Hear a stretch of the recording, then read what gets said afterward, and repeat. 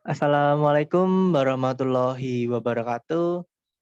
Perkenalkan, nama saya Muhammad Prafikasya Ara. Saya dari kelas TK1A, program studi D3 Teknik Telekomunikasi. Oke, di sini saya akan menjelaskan sedikit tentang penyerah gelombang setengah yang akan saya analisa, yaitu rangkaian yang sudah ada di layar. Oke, kita masuk ke pembahasan utamanya langsung. Yang pertama, saya akan menjelaskan pengertian dari transformator dan fungsi transformator. Oke, yang pertama dulu pengertian dari transformator. Transformator atau trafo adalah suatu alat listrik yang dapat mengubah taraf suatu tegangan AC ke taraf yang lain.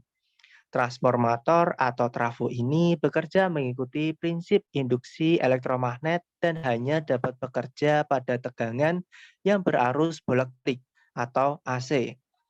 Trafo memegang peranan yang sangat penting untuk pendistribusian tenaga listrik.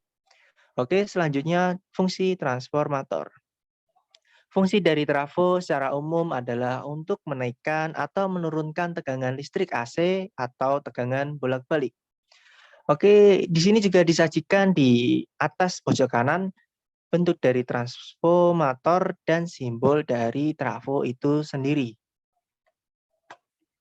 Secara umum, jenis-jenis trafo yang paling sering digunakan pada rangkaian elektronika terbagi menjadi dua, yaitu trafo step up dan trafo step down.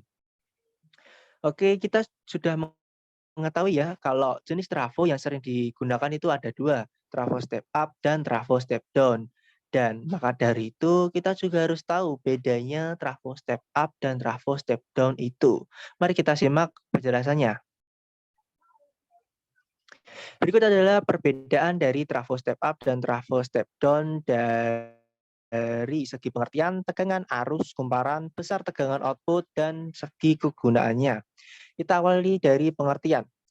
Dari segi pengertian, trafo step up yaitu menaikkan tegangan. Kalau trafo step down menurunkan tegangan. Dari segi tegangan, trafo step up tegangan inputnya itu lebih rendah daripada tegangan output.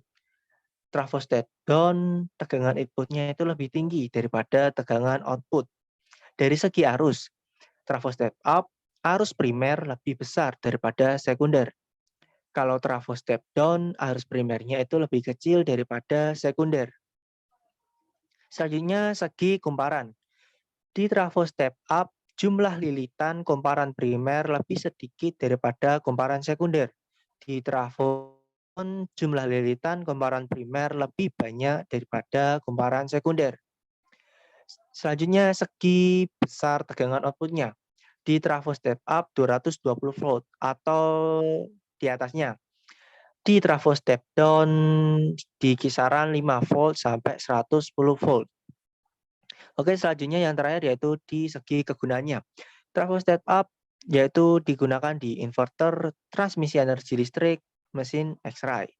Sedangkan trafo step down yaitu di perangkat elektronik, TV, charger, adaptor, radio, dan lain-lain.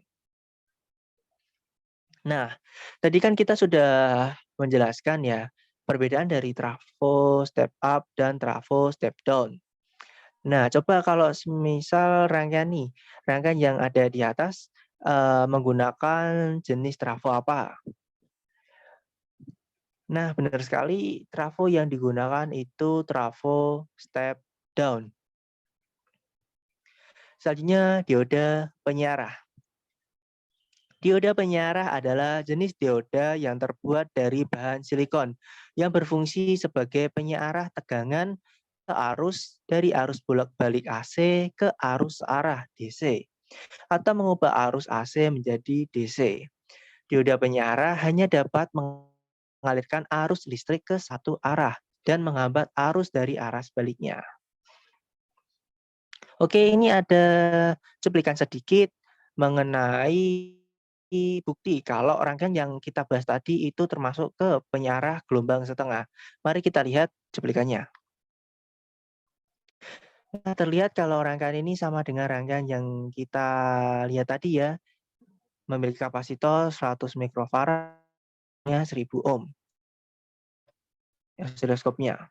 Nah, ini osiloskopnya berbentuk gelombang setengah. Nah, mari kita perjelas. Dari hasil cuplikan tadi, kita ambil gambar seperti ini. Gambar grafik dari rangkaian yang kita bicarakan dari tadi itu termasuk ke penyiarah gelombang setengah. Selanjutnya, pengertian dan fungsi kapasitor penyiarah. Kapasitor adalah suatu alat atau komponen yang dapat menyimpan energi di dalam medan listrik.